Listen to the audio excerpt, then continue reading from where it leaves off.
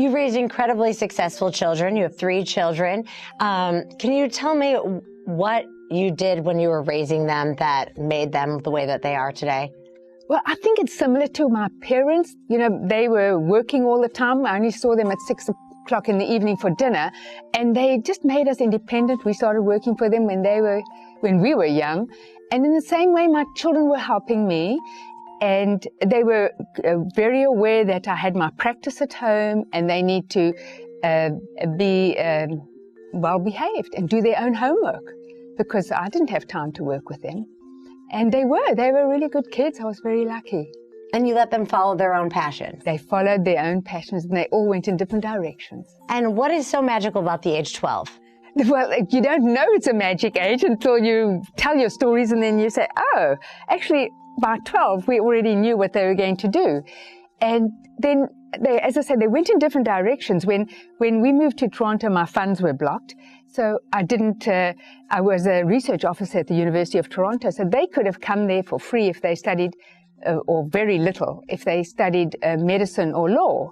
But Elon and Kimball wanted to study business, and then Elon went on to study physics as well. Tosca wanted to study film.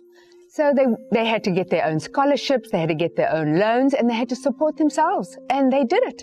And looking back at the way you raised your children, what is the best gift you think you gave them? Well, I think I was strict, and they tell me I was a pushover. So there you go. Yeah, I think being polite and considerate of others and doing good for others, I think they saw that as a dietitian. They saw me doing that, and they all do good things for others. And at 69, you became the oldest cover girl in history. How did they get you to do that campaign? What was that process like? Well, first of all, I was Instagram. So Instagram got me IMG models, which they said there's a beauty company that's interested in me. And I thought, oh yeah, you know, you hear these things. And then they said, oh, we're going to be meeting with CoverGirl. I said, okay. And I go there and I see all my Instagram photos up on the mood board. And I'm saying, that's interesting. And then they're talking as if I was the cover girl already. And then afterwards I leave with my agent. I said, am I a cover girl or not? She said, yes, the contract. We've got the contract. We're working on it. And I said, oh, until I sign that contract, I'm not saying anything. And well, I wasn't allowed to say anything. And then when that contract came, it was just fantastic. I just thought, wow. It's like every model's dream to be the face of a makeup brand, and now I am. And the commercial, I still remember seeing it for the first time. It talks about age head on, and it's very moving.